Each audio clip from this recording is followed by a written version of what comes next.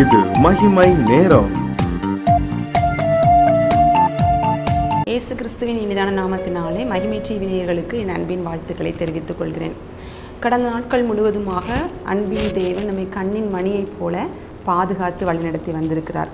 அவருடைய கிருபையினால் மாத்திரம் நாம் நிலை நிற்கிறவர்களாக இருக்கிறோம். நம்மளுடைய ஆண்டவராக இயேசு கிறிஸ்து நம்ம குடும்பங்களை நேசிக்கிறவராக இருக்கிறார்.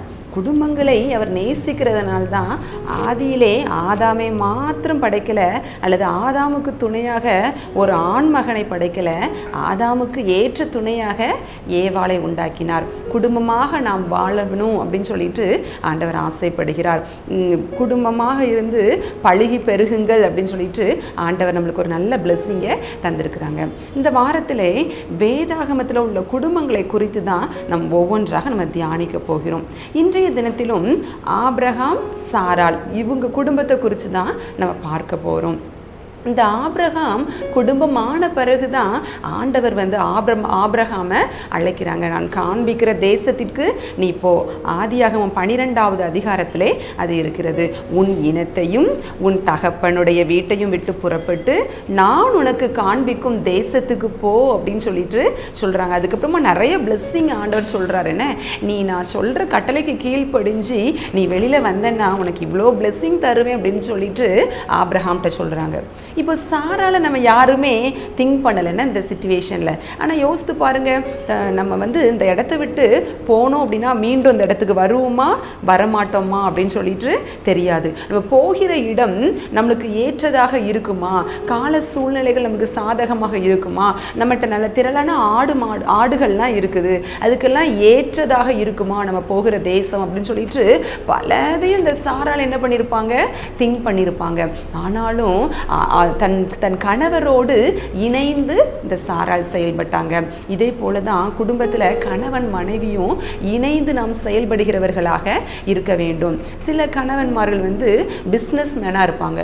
அப்போ இப்போ மளிகை கடை அப்படிலாம் வச்சுருக்குறாங்கன்னா நைட்டு அவங்க வீட்டுக்கு வர்றதே எப்படியும் 11-11:30 அது மாதிரி ஆயிரும். அப்போது மனைவியானவர்கள் அதெல்லாம் அட்ஜஸ்ட் பண்ணணுன்னு அவங்க வரும்பொழுது முழிச்சிருந்து அவங்க வந்த உடனே உணவு பரிமாறிட்டு அன்போடு கரிசனையோடு அவங்களை பார்க்கணும். அப்போ ஒவ்வொரு நம்ம தன் கணவருக்கு ஏற்ற அழைப்புக்கு இந்த வித மாதிரி தம் கணவனுக்கு தோள் கொடுக்கிறவர்களாக மனைவிகள் இருக்க வேண்டும்.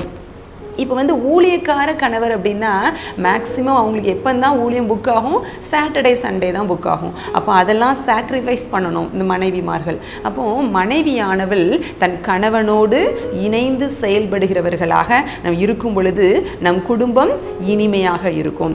அடுத்து பாருங்கள், இந்த சாராளுக்கு ஒரு ப்ராப்ளம். சரியா, ஆண்டவர் சொல்லிட்டாரு உனக்கு ஒரு குமாரனை கொடுப்பேன், உன் சந்ததியை பெருக பண்ணுவேன்னு சொல்லிட்டு நிறைய பிளெஸ்ஸிங் தந்திருக்காங்க. ஆனால் இன்னும் நிறைவேறவே இல்லை. கால தாமதம் ஆக ஆக இந்த சாராளுக்குள்ளே ஒரு எண்ணம், ஒருவேளை என் மூலமாக இல்லை அப்படின்னாலும் இந்த ஆகார் மூலமாக நம்மளுக்கு சந்ததி வருமா இருக்கும் அப்படின்னு சொல்லிட்டு அவங்களாவே அந்த ப்ராப்ளத்துக்கு சொல்யூஷன் தேட ஆரம்பிச்சிட்டாங்க. அதை ஆபிரகாம்கிட்ட சொல்லி அதை இம்ப்ளிமெண்ட் பண்ணவும் ஆரம்பிச்சிட்டாங்க. நம்மளும் சில வேலைகளில் நம்ம குடும்பங்களில் வர்ற காரியங்களில் ஒரு பிரச்சனைகள் வரும் பொழுது அதுக்கு தீர்வு நம்ம ஆண்டவர் இடத்தில் போய் கேட்காம நம்மளே என்ன பண்ணிடுறோம், சுயமாக ஏதாவது முடிவெடுத்து சிக்கலில் போய் மாட்டிக்கிடுறோம். இல்லை பிரியமானவர்களே, நாம் ஜெபம் செய்து ஆண்டவரிடத்தில் அந்த காரியத்தை அறிவித்து அதற்கான சொல்யூஷனை நம்ம பெற்றுக்கொள்ள வேண்டும். நாமவே சுய புத்தியை நம்ம சாரக்கூடாது. பாருங்க, இந்த சாரால் அவங்களாவே ஒரு சொல்யூஷன் எடுத்துக்கொண்டாங்க. இப்போ அது ஒரு பெரிய ப்ராப்ளம் ஆயிட்டு அங்கேயும் இஸ்மவேல்னு ஒரு சந்ததி வந்துடுச்சு. இப்போ இவங்களுக்கும் ஈசாக்கு வந்துட்டாங்க. இப்போ ஆபிரகாம்கிட்ட போய் சண்டை போடுறாங்க. என்ன, இந்த அடிமை பெண்ணையும் அவனுடைய மகனையும் திரும்ப அனுப்புங்க அப்படின்னு சொல்லிட்டு ஆபிரகாம்கிட்ட போய் சொல்லுவாங்க. வாங்க, தன்னுடைய தவறுனால்தான் இந்த சந்ததி வந்தது அப்படின்னு சொல்லிட்டு கூட உணராதவளாக என்ன பண்றாங்க, ஆபிரகாம்கிட்ட போய் சண்டையிடுறாங்க. சில வேளைகளில் குடும்பங்களில் மனைவிமார்கள் இப்படிதான் இருக்கிறாங்க. அந்த ஒரு பிரச்சனைக்கு அவங்க தான் காரணமாக இருக்கும். ஆனால் அது லாஸ்ட்டில் அந்த அவங்க சுயமாக எடுத்த முடிவு ஒரு பிரச்சனையாக மாறி வரும் பொழுது கணவரிடத்துல போய் சண்டை போடுகிறவர்களாக நாம் இருக்கிறோம். இல்லை பிரியமானவர்களே, நாம் தவறினோம் அப்படின்னா இமிடியேட்டாக என்ன பண்ணிடணும், போய் சாரி கேட்டுறணும். சரியா?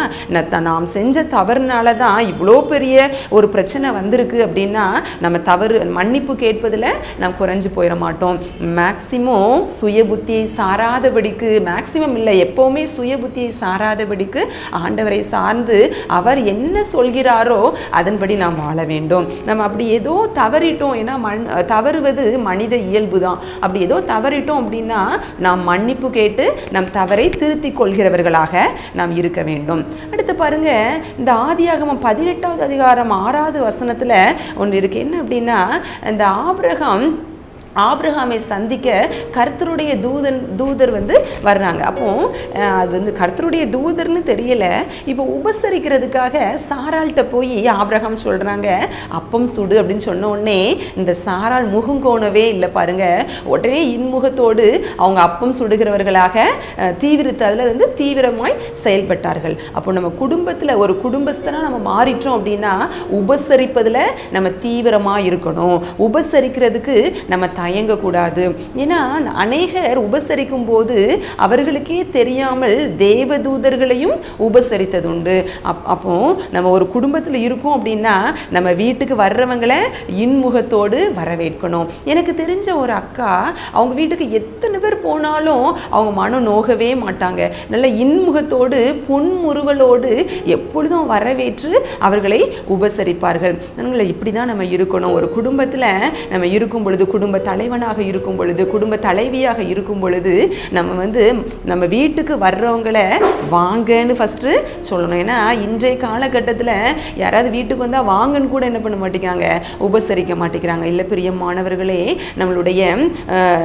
நம்மளுக்கு முன் உதாரணமாக ஆபிரகாம் சாராள் இருந்திருக்கிறாங்க. அவங்க வீட்டுக்கு வந்தவர்களை அவங்க உபசரிச்சிருக்கிறாங்க. ஆண்டவரும் இதில் தான் பிரியப்படுகிறார். நம்ம வீட்டுக்கு வர்றவங்களை இன்முகத்தோடு உபசரிக்கிறவர்களாக நாம் இருக்க வேண்டும்.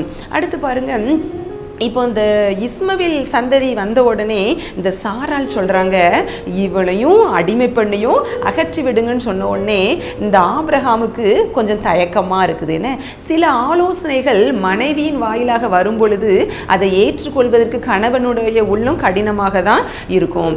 ஆனால் ஆண்டவர் சொல்கிறாரு ஆபிரகாம்கிட்ட, உன் மனைவி சொல்கிறத கேளு அப்படின்னு சொல்கிறாரு. சில நல்ல கருத்துக்களை கணவனோ அல்லது மனைவியோ சொல்லும் பொழுது நாம் என்ன பண்ணணும், அதை ஏற்றுக்கொள்கிறவர்களாக நாம் இருக்க வேண்டும். சில டைம் மனைவிமார்கள் சொல்லுவாங்க, ரொம்ப லேட்டாக வீட்டுக்கு வராதிங்க, இந்த ஃப்ரெண்ட்ஸ் கூட ரொம்ப நேரமாக நின்று பேசிகிட்டு இருக்காதீங்க, இப்படி அரட்டை அடிக்காதீங்க, இப்படி செல்ஃபோனை எப்போவுமே பார்த்துட்டே இருக்காதீங்கன்னு ஏதோ சொல்லுவாங்க. என்ன ஆலோசனையோ ஏதோ ஒன்று சொல்லுவாங்க.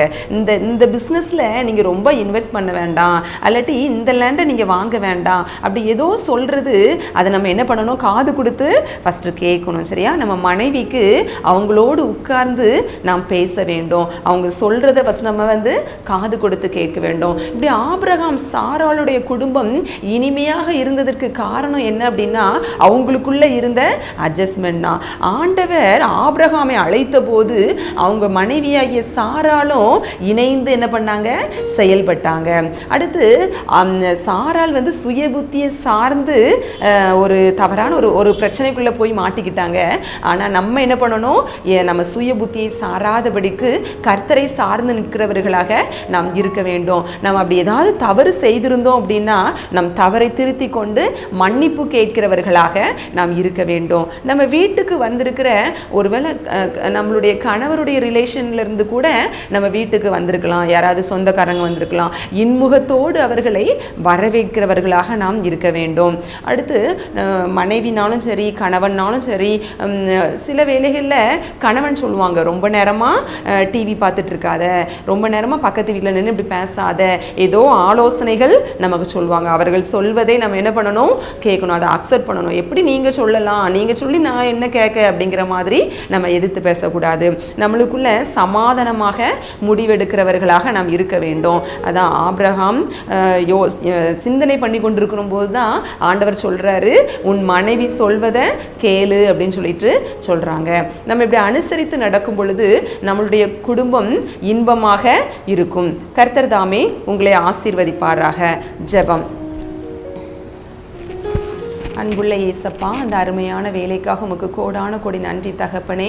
குடும்பங்களை நேசிக்கிற என் தகப்பனே, எங்கள் குடும்பங்களில் இருக்கிற எல்லா தவறுகளையும் எங்களை விட்டு அப்புறப்படுத்தி போடுங்க இயேசப்பா. நாங்கள் குடும்பத்தில் அந்யோன்யமாகவும் ஐக்கியமாகவும் கணவனும் மனைவியுமாக நாங்கள் இணைந்து செயல்பட எங்களுக்கு உதவி செய்யுங்க அப்பா. உமக்கு பிரியமான குடும்பமாக, ஒரு சாட்சியுள்ள குடும்பமாக ஜீவனம் பண்ண எங்களுக்கு உதவி செய்யுங்க. ஆமேன். இயேசுவின் மூலம் ஜெபிக்கிறோம் ஜீவனும் பரிசுத்தமுள்ள நல்ல பிதாவே. ஆமேன்.